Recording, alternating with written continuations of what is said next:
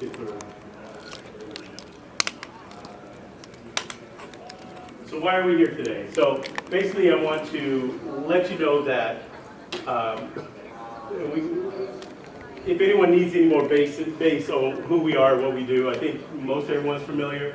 Briefly, two facilities. We have Lake Calumet, which is where you are now, 1,600 acres here. We have Iroquois Landing, which is at the southwest corner of Lake Michigan, about 6 nautical miles northeast of where we are right now, 190 acres over there. Part of this facility, Lake Calumet, is Harborside. Harborside International Golf Facility is our holding, one of our holdings.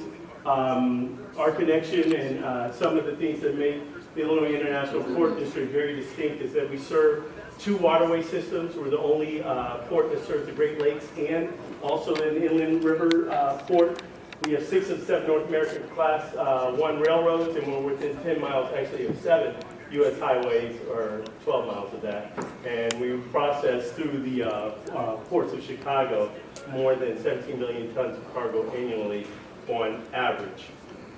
What we're going to talk about today really is this zone over here at Lake Calumet. And specifically what we're going to talk about is the area that we are looking to further develop in conjunction around here where we physically are right now. So where we are right now is we're in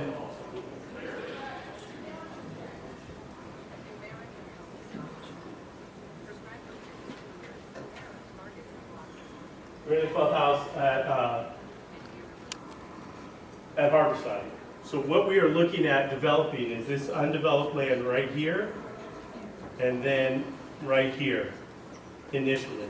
Ultimately, we'll come down here and we'll look at this area as well. And the question is why we're doing this and what we are looking at doing. So as we get in here, what we're about to do with this parcel really fits into what we've been talking about for the past couple years now that I'm here, or at least it's morphed into our ERIC initiative. Our ERIC initiative was born out of conversations, discussions with stakeholders and interested parties to the Illinois International Port District. Our ERIC initiative stands for Economy and Environment, Resources, Recreation, Industry, Innovation, Community, and Conservation. Those are the areas that and throughout my talks and meeting with folks, these are the areas that people have concerns that deal with the Illinois International Port District. Where we are now, as we start talking our sections of the ERIC initiative, we're looking at jobs, we're looking at expansion of services and offering, we're looking at recreation in the boathouse and the bike path, opportunities to enjoy the port, new facilities, and then definitely the community aspect with hotel access to this area around here. And the question is now, how do we do it and how do we do it responsibly? So one of the things that's been talked about since the early 80s actually is putting a hotel in this area as well as a marina or a boathouse. I think that boathouse probably more describes what we're looking at when we start talking about family recreation, and the hotel that we're talking about looking at is really a way to incorporate or encapsulate one of the things that I've talked about multiple times is that there's a difference between being in a community and being part of a community. One of the things that this hotel now, at least is envisioned, will start to do is highlight and accentuate some of the amazing growth that's going on in Pullman, some of the growth that's coming as you're south of Hyde Park and north of here, and then benefit the communities in and around the Lake Calumet areas, specifically Pullman, Oakdale Gardens, and Hegwich, those areas, as you start talking about economic development and economic stimulus. Some of the areas that we're certainly looking at when we talk about the boathouse, we're looking at this area right here as it looks back onto the golf course, and then the hotel is a little bit out in this area right here that focuses or looks more towards the hotel but services the western area. And even that map doesn't go much further out, but with Calumet over there to the west of it. So what we're going to do, or what the goal is to do as we move forward, is to have this process, and we're going to do an RFP, but have this process so that the RFP reflects the desires of all stakeholders that are going in there. The goal for today is to take the feedback that we get and to incorporate the feedback that we have into the RFP that we anticipate releasing in November. The anticipation is that there's an RFP that's released in November. There's about a 6-month or through the winter time for people to come in to do due diligence, to look at everything that's going on, and responses would be due back at the beginning of next year as we move forward, and then we would begin the process of starting to bring in a hotel. So where we are today, and we've already done an RFI, if you all recall, we put out an RFI early this year to see if there was interest. There was significant interest for moving forward. So now we're at the RFP. For those of you who don't know, an RFP is a request for proposals. It's a competitive public procurement process. It's used quite often for a lot of reasons. The main reason is to make sure that we are getting the right impact, getting the right responses back, that we understand who wants what, where, and how it's going to be done, and then it can make it clear as they are put out what we are looking to do, how and why. Our policy objectives will be clearly stated in the RFP, and then it allows for competition. It allows for folks to put in and to propose the best possible usage for the space. The timeline down there: planning, writing, outreach, the release, information sessions, the due date, and then evaluation, and then selection. Went through that with the goals, the background information, the requirements, and the recommended components. Additional information, and there should be a target schedule and communication during the RFP process. Today, so this is where we start to get in. So what we're looking is, there obviously is a vision already on what the hotel should look like, could look like, and where it's going to be and what it should encompass. I can tell you right now that what is envisioned right now for this area is something that still complements where we are right now and highlights some of the aspects of the community.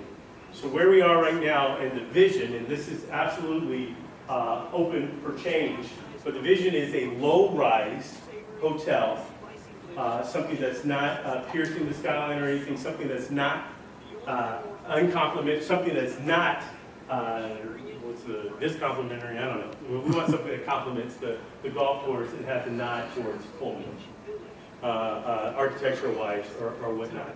We want something that will incorporate banquet activities. We want something that will... What's the definition of low-rise? Because I'm not familiar with that. Sure, low-rise, we're not looking at high-rise. It could be anywhere from 2 or 4 stories, and possibly pods.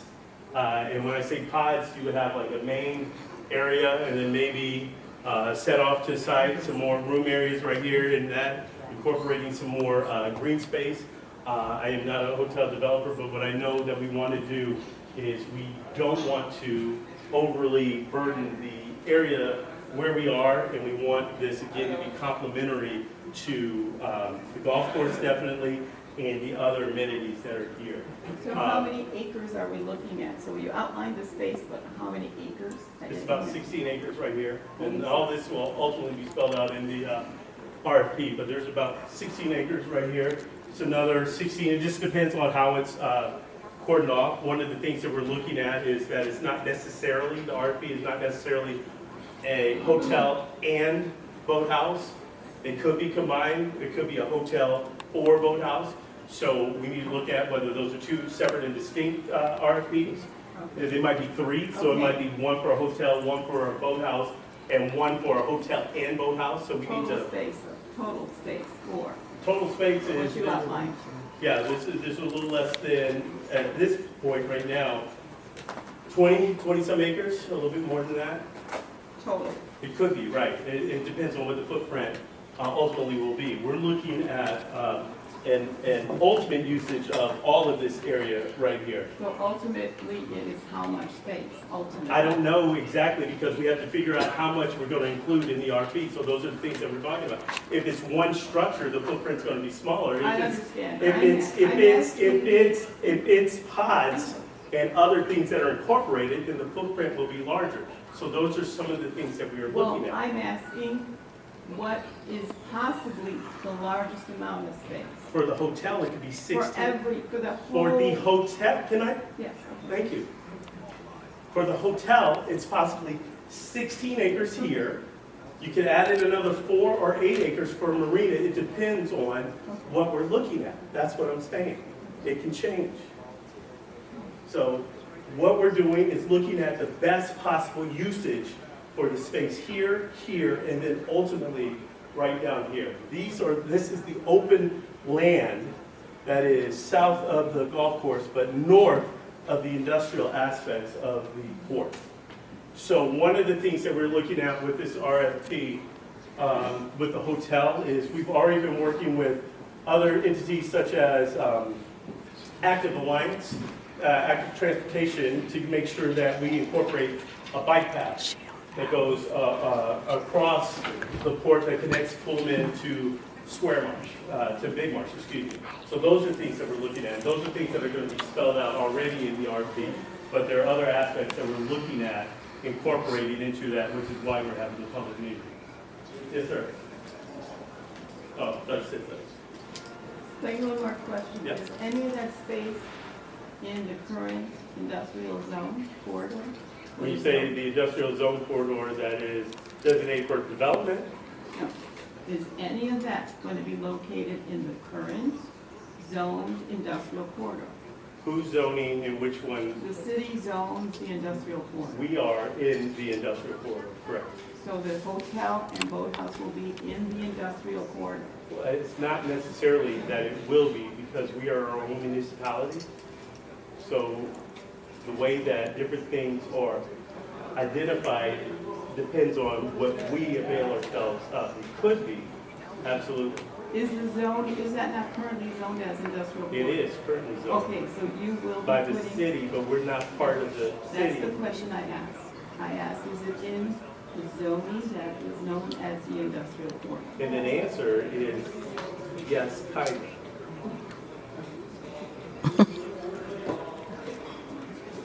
So, the first part of the discussion was, are there any questions about the RFP, the general RFP or the RFP process? Just backing up to what you were just talking about there, so you say you're not part of the city, but you still have to follow all city permits? We still follow city permitting, correct? And would you have to do like a planned unit development, or is that something altogether different? I believe it's something altogether different, but it's definitely what will be discussed. And what we have is a 9-member board, 5 are appointed by the mayor of Chicago and 4 by the governor of Illinois. So we follow through those guidelines through board recommendation and direction. It still has to go through the planning commission and those sort of things? It probably will go through the planning commission, correct? I think early on you explained what that 7 square is underneath where the hotel and the boathouse might be. Correct. What is that 2nd square? It's just right now, we're looking at family recreation. Oh, Are you going to be impacted by a possible, well, there is going to be probably a change in leadership in the city and maybe the state. Are you going to be impacted by any of that? Absolutely. One more question. I was wondering, gosh, lost it. Oh, you explained how it was going to benefit Pullman and alcohol garages and so forth. This is the 10th ward. You haven't explained how this project will benefit the 10th ward. We have many communities in the 10th ward. This is the 10th ward. Right. So how will it benefit the other communities you did not mention? Well, it'll benefit the region, and that's the way that it is set up where we are. I agree that we're 100% in the 10th ward, but we're across the street from the 9th ward. So this development is not designed only to benefit one area. It's designed to benefit the region. So how it benefits the region is it's going to encourage more economic development, the jobs that come with and from a hotel, and the few jobs that would be at the Boathouse. But what it's going to do when you have a new hotel, when you have a restaurant, and that's another thing that we're looking at, a quality restaurant and perhaps another like smaller Bar Louie-esque. It doesn't need to be a Bar Louie type. It's going to encourage more development in and around the area, and that is the goal. So currently here, since you are managing the golf course, how many local residents work at this golf course percentage-wise? Right, I don't know. Actually, Kipper Sports manages this for us. So you don't know. I don't know how many local, I'm not sure where anyone lives. So, another question. Oh, How are you gonna thought it was there. guarantee that it'll benefit the 10th Ward in terms of jobs? Because we're very concerned about that, given that we don't believe there are a lot of people working at this golf course that live in the 10th Ward. So how will you help us guarantee that? Then I'm not going to make any guarantees of that. Wow. What I can tell you, what we'll do is we'll commit to definitely, we can look at zip codes when it comes to starting to hire and hiring preferences. We can look at that the same way with construction. But for me to tell you that we're going to give 100 jobs or 20 jobs or even one job to someone who specifically lives in the 10th Ward, I would never do that. So could you commit to working with the community, again, the 10th Ward, on the community benefits agreement? Because we know that those are very helpful. I will commit to working with the community, definitely. I'm not committing to a community benefits agreement.